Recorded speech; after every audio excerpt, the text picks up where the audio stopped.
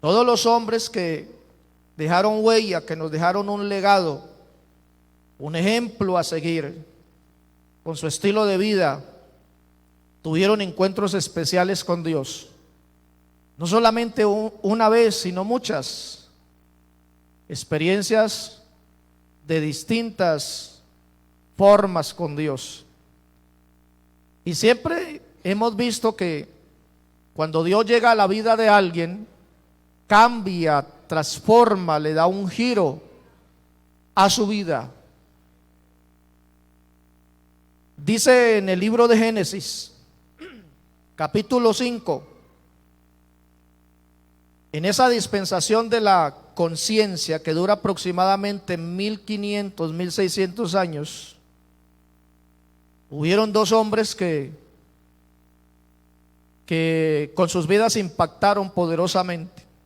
Génesis 5:21 dice: vivió Enoc 65 años y engendró a Matusalén, y caminó Enoc con Dios después que engendró a Matusalén, caminó 300 años. O sea que hubo algo allí en el nacimiento, en la concepción, en ese transcurso, en ese lapso de tiempo del nacimiento de Matusalén, que Enoc tuvo un encuentro con Dios. Y fue tan especial para su vida que caminó 300 años. Y fue un caminar tan especial que Dios decidió transportarlo, llevárselo.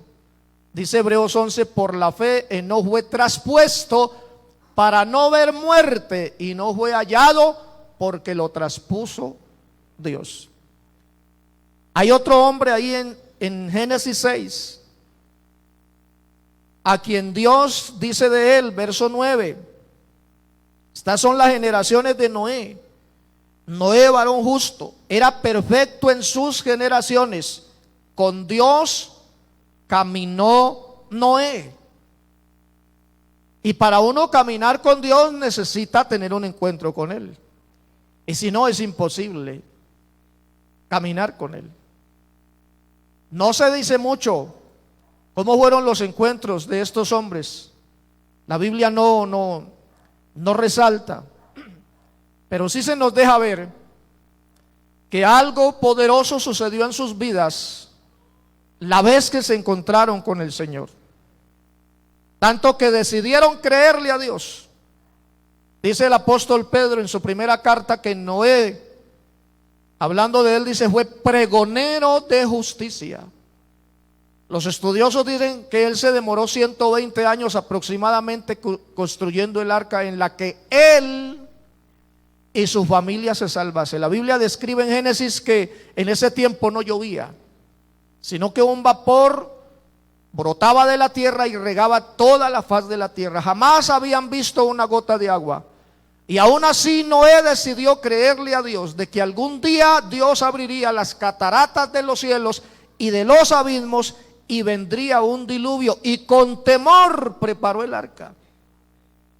Algo sucedió en la vida de él.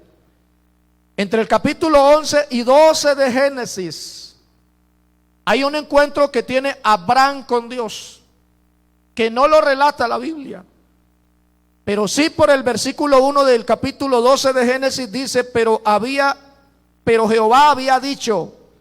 Ese había dicho está indicando que hubo un contacto con Dios previo, antes de salir.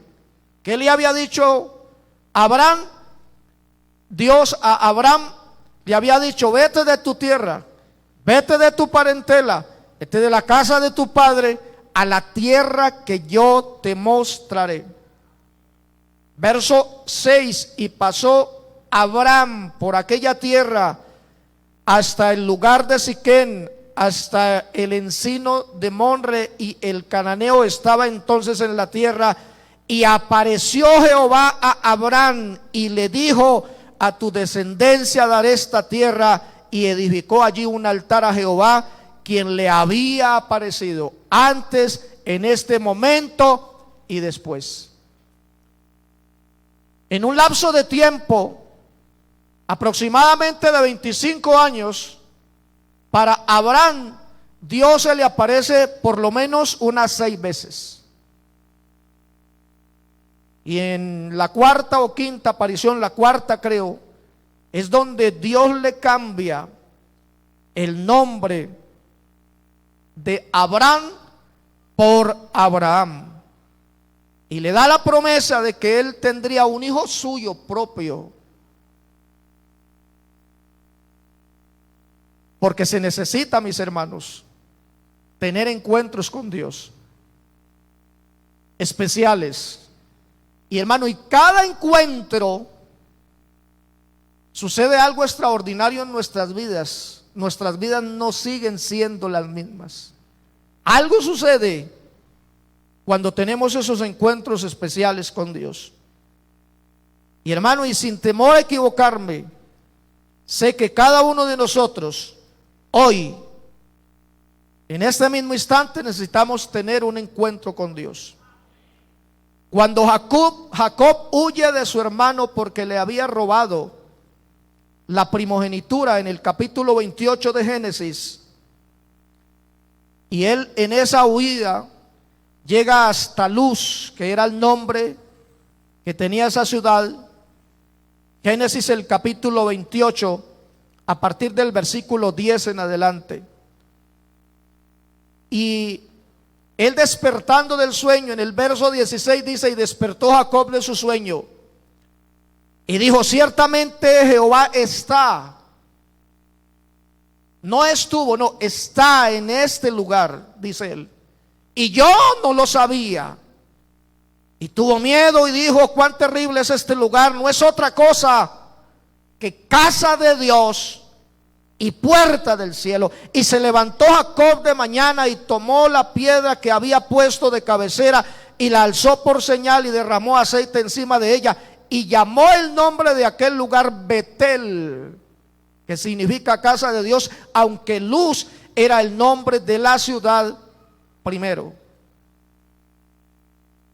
Más adelante pasan 20 años, porque él va huyendo de su hermano. Después de 20 años él decide regresar, y antes de encontrarse con su hermano tuvo que tener otra experiencia con Dios, donde Dios cambiaría su nombre, su vida, sus pensamientos. Génesis 32, versículo 26. Ya usted conoce la historia, se canta mucho ese coro. Y dijo: déjame porque raya el alba.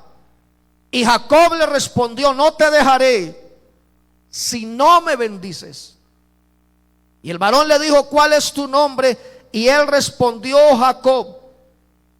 Y el varón le dijo: no se dirá más tu nombre Jacob, sino Israel, porque has luchado con Dios, has tenido un encuentro con Él, has experimentado algo en su presencia y has también luchado con los hombres y has vencido.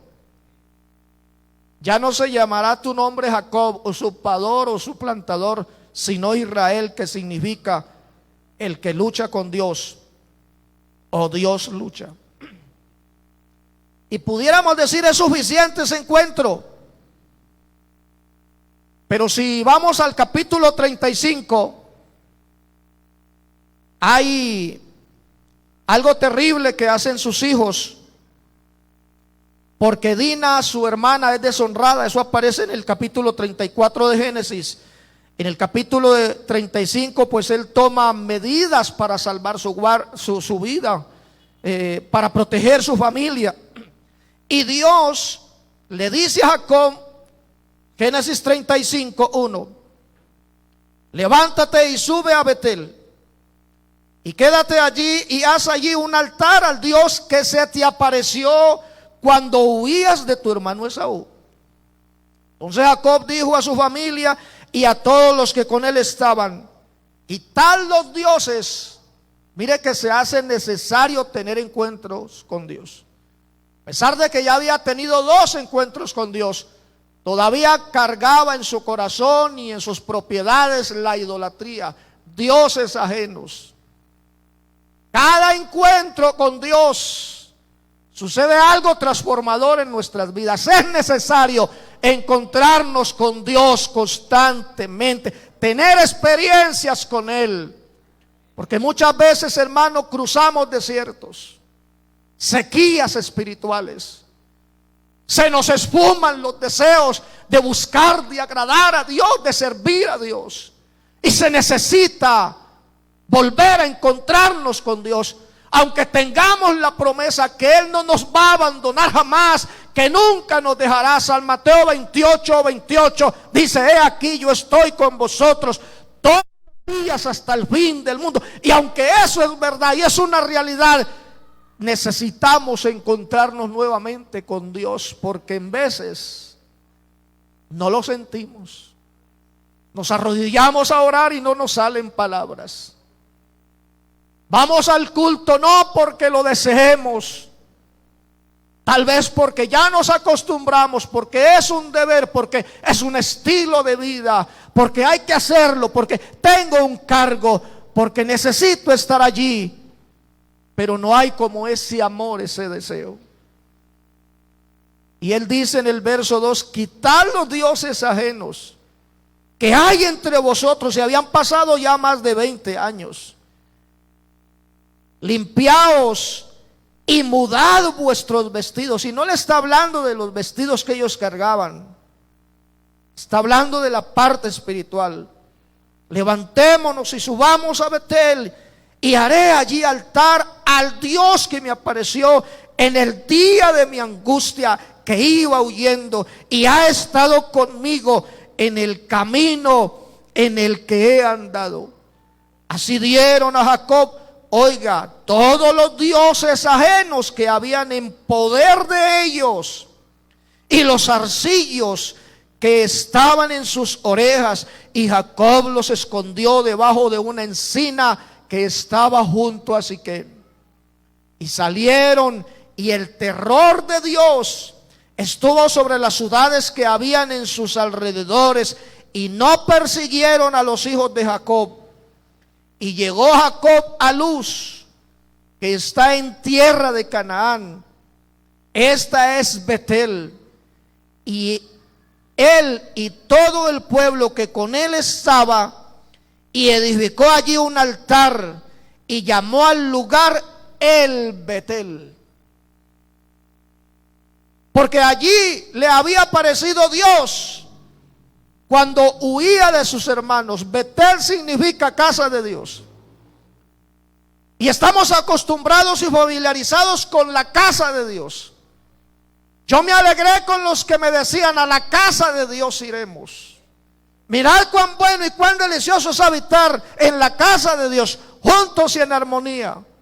Pero se nos pierde el verdadero significado de lo que es ir a la casa de Dios, que es Dios mismo. Por eso Jacob no le dice a Betel, Betel, sino El Betel, es decir, el Dios de la casa, el que le da significado, el que le da algo especial a nuestras reuniones. No es la casa, los templos.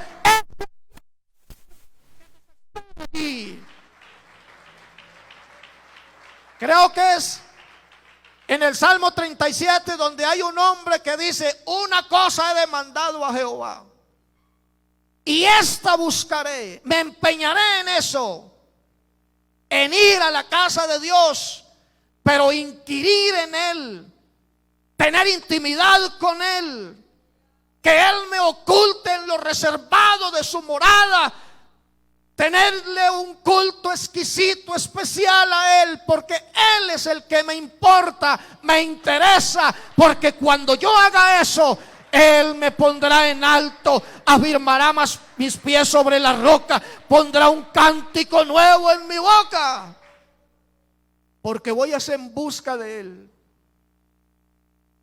y no tanto en busca de la casa, del culto, sino en busca de aquel a quien se le hace el culto.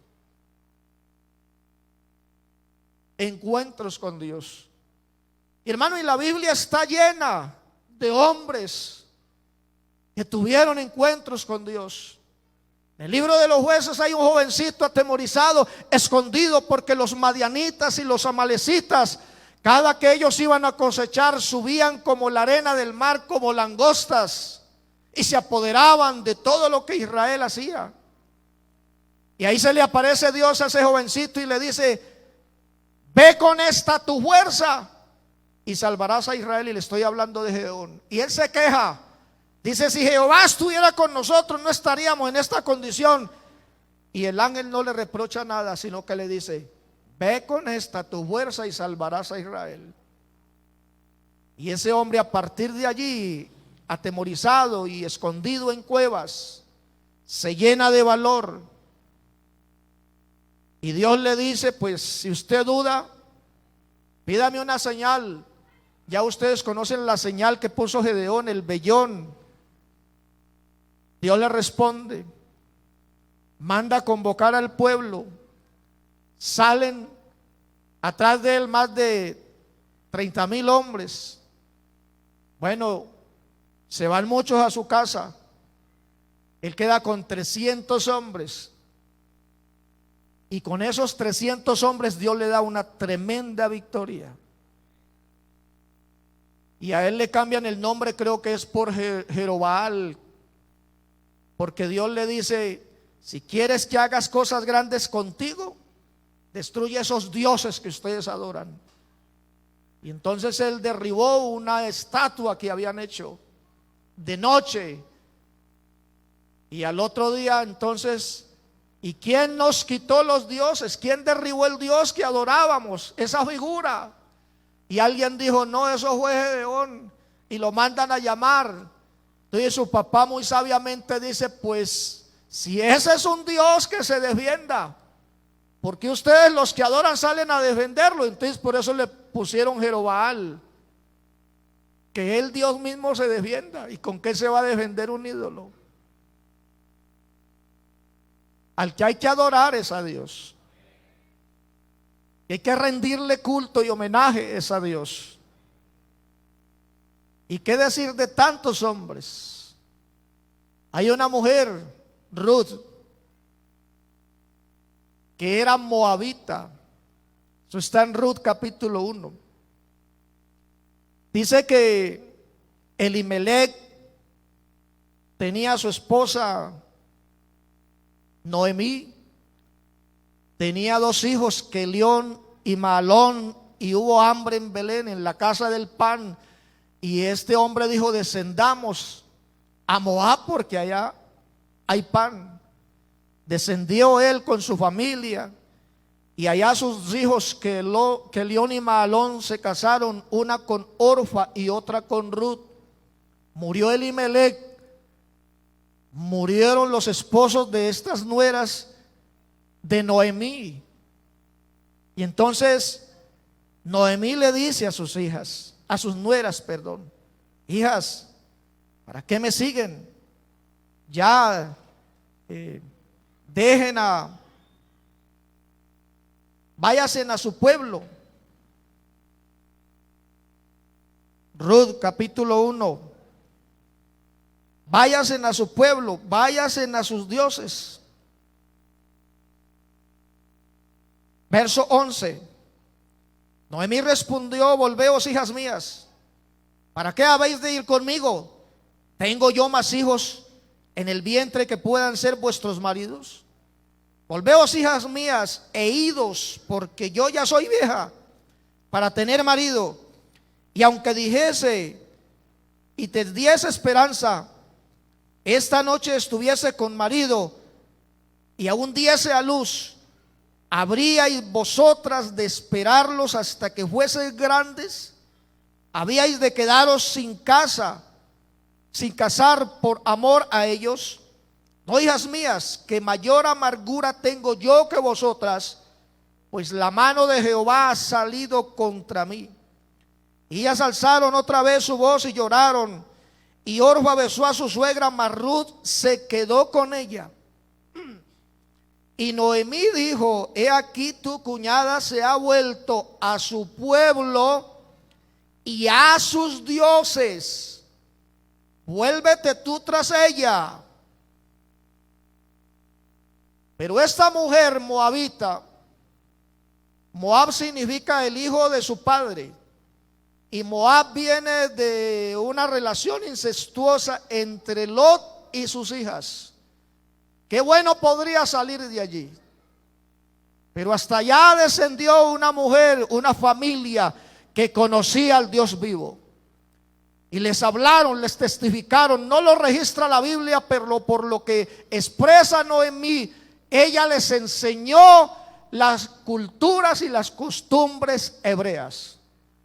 Y les había enseñado una de ellas que si su hijo moría o en la familia de los israelitas, si había una mujer que se casaba con el mayor y no le dejaba descendencia, el menor tenía que tomarla.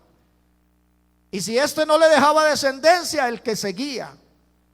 Es por lo que ella describe, se nos da a entender, la Biblia nos arroja que ellas recibieron enseñanzas bíblicas. Y Ruth la moabita se le iluminó el corazón. Quiso conocer ese pueblo, quiso conocer el Dios que tenía Noemí, a pesar de que había perdido a su esposo, sus hijos, a pesar de que estaba en amargura. Algo había en esa mujer que impactó a su nuera. Y su nuera le responde en el verso 16: no me ruegues que te deje, no me pidas que me aparte de ti, porque a donde quiera que fueres iré yo, y donde quiera que vivieres viviré. Tu pueblo, si me acepta, será mi pueblo, y tu Dios, si me recibe, será mi Dios. Pero no me digas que te deje. Algo hay en ti, en tu pueblo, en tu Dios, que quiero conocer. Y bueno, esta mujer Ruth entra en la línea mesiánica, en la genealogía de Cristo. Fue la bisabuela de David, porque Booz se casa con ella, y Booz engendra de Ruth a Obededón, y Obededón engendra a Isaí, e Isaí engendra a David. Mira lo que puede hacer este extraordinario y maravilloso Dios cuando uno tiene encuentros con Él, o desea, o lo busca, o lo anhela. Ella tenía la posibilidad de irse a su tierra, a sus dioses, pero dijo: esos dioses no son dioses. Hay algo en ti, suegra, tan poderoso que me ha, aleluya, cautivado, y yo quiero conocerlo. Si me acepta ese Dios, será mi Dios. Y claro, Dios no rechaza a nadie. Jesús dijo: el que a mí viene, yo no le echo fuera. Dios dijo a través de un salmista que al corazón contrito y humillado no despreciarás tú, oh Dios. ¿Y qué decir de Isaías? Isaías capítulo 6, un hombre que tenía un llamamiento profético como muy pasivo. Nada sucedía en la vida de él. Y en veces nos pasa eso. Ya era un profeta, profetizaba lo que Dios iba a hacer. Pero cuando muere su primo, en el año que murió el rey Usías, él se dirige al templo a buscar a Dios, de pronto a echar su ansiedad y su amargura, probablemente su enojo y su confusión en Dios. Pero oh sorpresa, gloria a Dios, ese día que yo fui, pasó algo en mi vida, porque yo vi al Señor sentado sobre un trono alto y sublime, y sus faldas llenaban el templo, y los quiciales se estremecieron por la voz del que hablaba. Yo vi algo tan extraordinario que ángeles, querubines y serafines revoloteaban alrededor de esa gloria.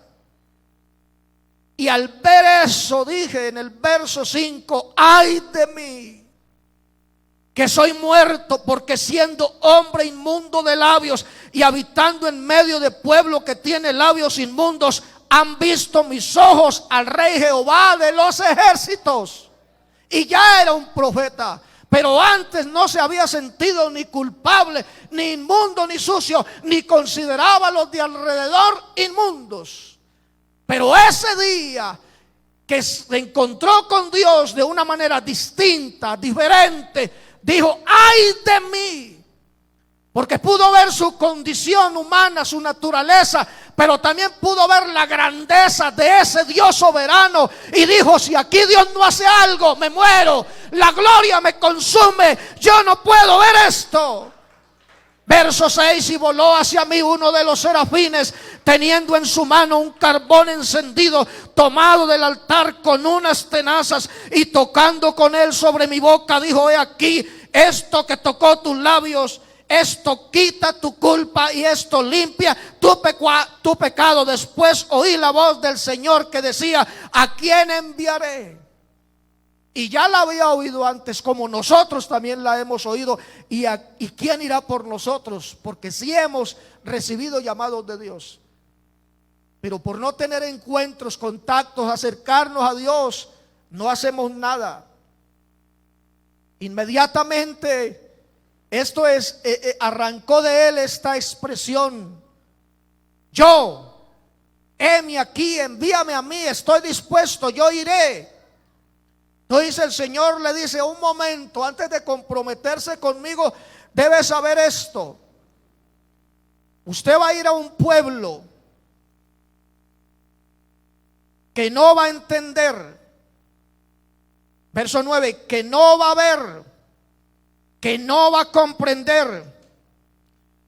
Se le va a engrosar el corazón, se va a agravar su oído, se van a cegar sus ojos para que no vean, ni oigan, ni entiendan con el corazón, ni se conviertan y haya para él sanidad. Y arranca esta pregunta entonces del profeta. Y yo dije: si la cosa es así, si la tarea es ardua y es difícil, ¿hasta cuándo, Señor? El Señor le dice: ¿quiere saber hasta cuándo? Hasta que no haya ni un morador en la tierra, hasta que no exista nadie, hasta que la tierra quede despojada, despoblada de seres humanos. En otras palabras, si existen hombres, entonces hasta el final llegará tu ministerio. ¿Estás dispuesto? Y claro que cuando uno tiene encuentros con Dios, como decía el hermano, no importa si hay que ponerse las botas, no importa si hay que ir al mar, no importa si es en una vereda lejana o donde sea, porque el llamado es a predicar el evangelio por todas las partes del mundo, utilizando todos los medios posibles. Ahora, gracias a Dios, gracias a la tecnología, podemos ir a muchos lugares donde no había entrado el evangelio, a muchas horas, 24 horas del día. Eso nos indica que el Señor viene pronto. ¿Qué decir de Daniel? Daniel capítulo 1, al que le cambiaron el nombre por Belsasar. ¿Qué decir de Ananías, Misael y Azarías, que le pusieron Sadrach, Mesach y Abednego, nombres de dioses? El nombre del dios Nebo, del dios Marduk y de todos esos dioses babilónicos. Pero hermano, hay algo extraordinario en estos hombres. Ellos dicen: vea, nosotros conocemos un Dios tan grande, tan poderoso, aleluya, que hemos decidido no contaminarnos con la porción del rey. Daniel, el capítulo 1, ellos propusieron en su corazón y le señaló, verso 5: el rey ración para cada día de la porción de la comida del rey y del vino que él bebía, y que los criasen 3 años, para que al fin de ellos se presentasen delante del rey. Entre estos estaban Daniel, Ananías, Misael, Azarías, de los hijos de Judá. A estos el jefe de los eunucos puso nombres. A Daniel, Belsasar, les cambió los nombres. Y Daniel, verso 8, propuso en su corazón no contaminarse con la porción de la comida del rey, porque conocía un Dios poderoso y grande. No se dice de las experiencias que tuvo Daniel, ni de las experiencias que tuvo Ananías, ni Misael, ni Azarías. No se habla mucho de ellos, de esas experiencias. Pero por lo que ellos hicieron, nos deja ver que tuvieron encuentros extraordinarios con Dios. En el capítulo 3 de Daniel, ahí aparece de que Nabucodonosor manda a hacer una estatua para que todo pueblo, tribu, lengua, nación, al sonido de la zampoña, del tamboril, de la flauta, se postraran y le rindieran culto a esa imagen. Pero hay tres hombres que marcan la diferencia en medio de todos los que no tienen conocimiento de Dios.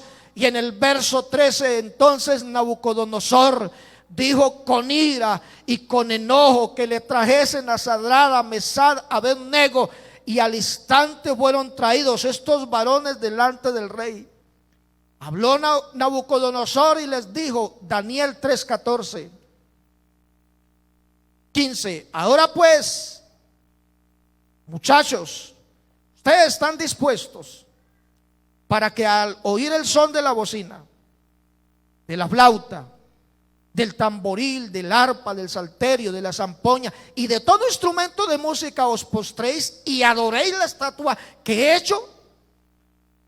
Porque si no la adoráis, en la misma hora seréis echados en medio de un horno de fuego ardiendo. Y Nabucodonosor dice, ¿y qué Dios? ¿Qué Dios será el que os libre de mis manos? Sadrach, Mesach y Abed-nego respondieron al rey Nabucodonosor diciendo, momentico, rey, no es necesario que nosotros le digamos en quién hemos creído y cuáles son nuestras firmes convicciones de ese Dios con que nos hemos encontrado más de una vez. Pero para que no vayamos muy lejos, quiero dejarle, dice uno de ellos a Nabucodonosor, dos cosas en claro. Número uno, que no vamos a servir a tus dioses. Y número dos, tampoco vamos a adorar a tu imagen. Porque el Dios a quien servimos tiene poder, oh rey, de librarnos de tu mano, oh rey. Y una cosita más, oh rey, Él tiene tanto poder que puede librarnos del horno de fuego. 3, pero una cosa más, si Él no nos libra, no lo vamos a adorar, porque el único que se merece adoración es Dios. Así que haga Nabucodonosor con nosotros lo que quiera, pero este Dios es poderoso. ¿Sabe qué dijeron esos hombres? Respetamos la soberanía de Dios. Si Él quiere, nos arroja y nos consumiremos ahí, nos volvemos cenizas. Pero si Él no quiere, entonces nos va a guardar. Y usted conoce el desenlace, usted conoce la historia. Unos hombres corpulentos los cargaron y cuando los llevaron ahí, las lenguas de fuego del horno mataron a estos hombres. Y a ellos los amarraron y los echaron con turbantes, con túnicas, con calzados, atados. Y cuando fueron lanzados, lo único que se quemó fueron las ataduras, porque ellos cayeron vivos dentro del horno, danzando, adorando, alabando a Dios, moviéndose en medio de ese fuego. Y Nabucodonosor, espantado, dijo, ¿y qué es esto? Por Dios bendito, yo veo 4 allá. ¿Cuántos lanzaron? No, fueron 3. Pero es que ahí hay uno que está con ellos. Y según el concepto de Nabucodonosor, era hijo de los dioses. Pero según la revelación nuestra, no era hijo de los dioses, era el Dios mismo, el Dios todopoderoso, en forma de ángel, guardándolos, protegiéndolos. Y sabe, hermano, ese rey ni siquiera mandó a hombres a que los sacaran. Se paró frente al horno y los llamó. ¿Quién va a entrar allá a sacarlos? Nadie. Y ahí sí ese rey, con toda su opulencia y orgullo, Sadrach, Mesach y Abednego, salid. Y apenas salieron, se reunieron los sátrapas y todos los que estaban rodeados en la corte de Nabucodonosor, y empezaron a examinarlos, a olerlos. No se había quemado ni un vello, ni un cabello, no huelían ni a humo, no había vestigios de ningún fuego, porque Dios es poderoso para guardarnos. Es poderoso y hay que encontrarnos con este Dios. ¿Cuánto hace que usted no se encuentra con Dios? ¿Cuánto hace que no le rinde gloria y honra? ¿Cuánto hace que no le da una alabanza de corazón? Viene al culto mecánicamente porque se acostumbró. No, pero es que aquí hay algo especial, extraordinario. Aquí se mueve el poder de Dios y Él puede obrar un milagro en su vida.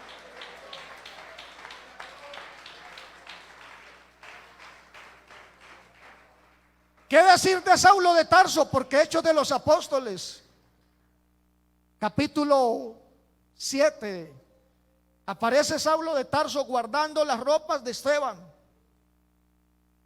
Y Esteban tuvo encuentros poderosos con Dios, tanto que el día que lo estaban apedreando, dice: veo los cielos abiertos y la gloria de Dios y al Hijo del Hombre que está a la diestra. Y hizo una oración y dijo: Señor, no les tomes en cuenta este pecado.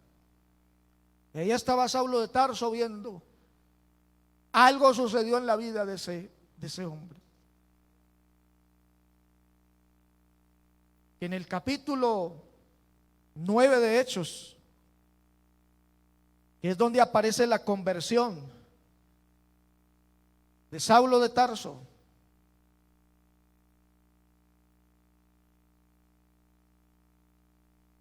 Saulo respirando aún amenazas. Eso era lo que él respiraba, amenazas de muerte. ¿Contra quiénes? Contra la iglesia, contra los apostólicos, contra los verdaderos pentecostales. Nadie dijo amén, pero es verdad. Y le pidió cartas para las sinagogas de Damasco a fin de que se hallase algunos, aleluya, hombres o mujeres de este camino, los trajese presos a Jerusalén. Mas yendo por el camino, aconteció que al llegar cerca de Damasco, repentinamente, algo súbito, inesperado, le rodeó un resplandor de luz del cielo, y cayendo a tierra, oyó una voz que le decía. Oiga, el hombre que tiraba a tierra a los cristianos, que los arrastraba, le tocó comer del polvo que él mismo hizo comer a los cristianos. Y oyó una voz que le dijo: Saulo, Saulo, Saulo, ¿por qué me persigues? Dura cosa te es dar coces de puntapiés contra el aguijón. Te estás hiriendo, Saulo, te estás haciendo daño.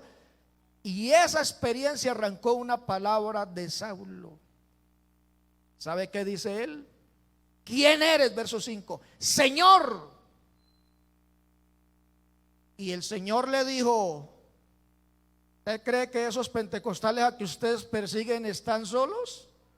No, yo soy Jesús, el Dios de ellos, a quien tú persigues. Verso 6, él temblando y temeroso dijo otra palabra que nunca había dicho: Señor, ¿qué quieres que yo haga? Lo mismo que Isaías, ¿no? Envíame a mí, aquí estoy. Pero antes no lo decía. Encuentros con Dios. Y este hombre entonces es el que escribe las epístolas, y es el que se narra en el capítulo 20 lo que leímos al principio, donde él relatando, despidiéndose de los hermanos porque ya no iban a ver más su rostro. Entonces él les testifica y les dice: yo estoy limpio de la sangre de ustedes. Hechos 20. No he rehuido predicarles el mensaje. Por 3 años he estado predicándoles y hablando del reino. testificando a judíos, a gentiles, acerca del arrepentimiento para con Dios y de la fe en nuestro Señor Jesucristo. Verso 21, verso 22. Ahora he aquí, ligado, impelido, impulsado por el Espíritu Santo, gloria a Dios, voy a Jerusalén, sin saber lo que allá me ha de acontecer, con una salvedad. Y la salvedad es que el Espíritu Santo por todas las ciudades me da testimonio, diciendo que me esperan prisiones, tribulaciones, angustias, problemas, persecuciones. Pero aún así yo voy, porque Él va conmigo, Él está conmigo. Y lo que he decidido es no estimar mi vida preciosa para mí mismo, pero sí la estimo preciosa para Él. Así que Él haga lo que quiera hacer. Para mí lo la estimo preciosa, con tal de que acabe mi carrera con gozo y con tal de que termine el ministerio que recibí del Señor, aleluya, para dar testimonio del evangelio, escuche bien, de la gracia de Dios. Hermano, todos necesitamos encuentros con Dios. Ya siendo prácticamente las 12 del mediodía de este culto misionero, quiero decirle que Dios está en medio de nosotros. Y hoy, aquí en esta misma hora, podemos tener un encuentro con Dios. No sé qué le ha dicho Dios en el transcurso de este mensaje, pero si te ha hecho una invitación, un llamado, si te está invitando a algo, ponte en pie, disponte, hazlo, ponlo en acción, créelo y dile: Señor, está bien, no voy a pelear contigo, como le pasó a Jeremías en el capítulo 20, donde él dice: me sedujiste, oh Jehová, y fui seducido, fuiste más fuerte que yo, traté de pelear contigo, no pude. Y como no me iba bien en el ministerio, dice Jeremías, entonces intenté olvidarme de ti, no volver a saber de ti, no volver a predicar en tu nombre. Y él dice: no obstante había dentro de mí, Jeremías 20, gloria a Dios, capítulo 20, verso 7 en adelante, verso 9, y dije: no me acordaré más de él, ni hablaré más en su nombre. Pero cuando yo pensé eso, no obstante, había en mi corazón como un fuego ardiente metido en mis huesos, en mis venas, en mis átomos, mis partículas, en mis células. Traté de sufrirlo, no pude. Gloria a Dios, no pude. Y termina él diciendo en el verso 11: mas Jehová está conmigo como poderoso gigante, por tanto los que me persiguen tropezarán y no prevalecerán, serán avergonzados en gran manera, porque no prosperarán, tendrán perpetua confusión que jamás será olvidada. Él se dio cuenta que en su angustia había uno ahí gigante, ayudándolo, fortaleciéndolo. Había un gigante suministrándole fe, confianza, suministrándole de su espíritu, fuego incontrolable, pasión, deseo, anhelo, hambre por Dios, sed por Dios, aunque se esté en lo que se esté. No sé con qué estés luchando, pero te quiero presentar a uno gigante, poderoso, que está contigo. Y si vienes a Él, si te quieres encontrar con Él, Él está esta mañana aquí, puestos en pie, mis hermanos. No sé qué le quiera decir al Señor. No sé si sus fuerzas se han acabado, se han agotado. No sé si ya no le encuentras sabor al culto, al cargo, a lo que Dios te ha dado. Hoy puedes reactivar nuevas fuerzas. Él las multiplica.